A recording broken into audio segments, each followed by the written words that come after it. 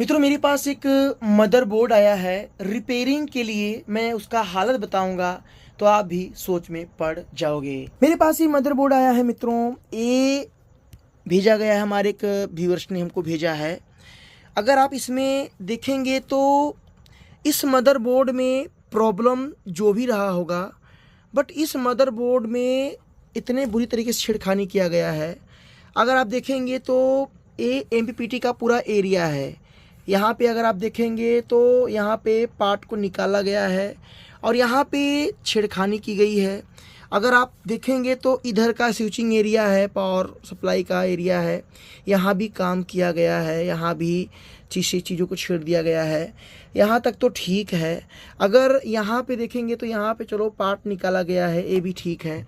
अगर अब मैं इसको बोर्ड को पलटी मारता हूँ तो आप यहाँ पे देखेंगे तो इसमें जैक लगा दिया गया है। 8 पिन की जो आईसी है मित्रों, ट्रांसफार्मर लेस इन्वर्टर में कंपनी जैक का इस्तेमाल नहीं करती है। क्यों नहीं करती है?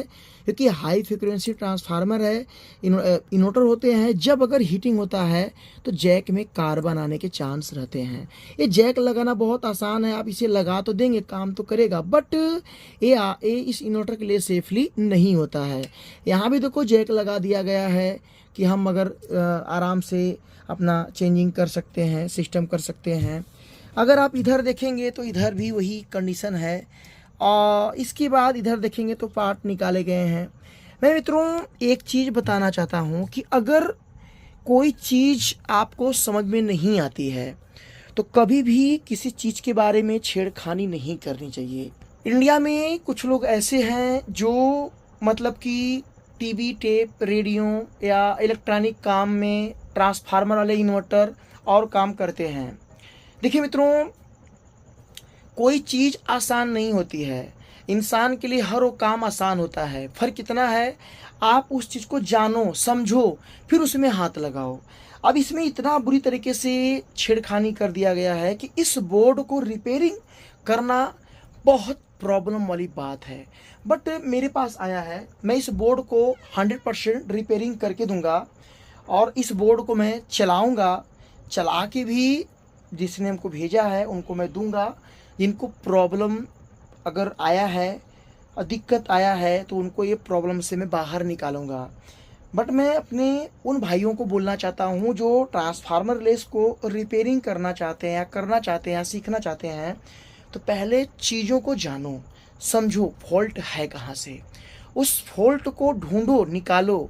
अगर आप सोच रहे हो कि मैं इस फॉल्ट को ढूंढने के लिए मैं किसी और एरिया को छेड़ दूं, मैं बता दूं कि मेरे पास एक मदर बोर्ड आया था 1 महीना पहले।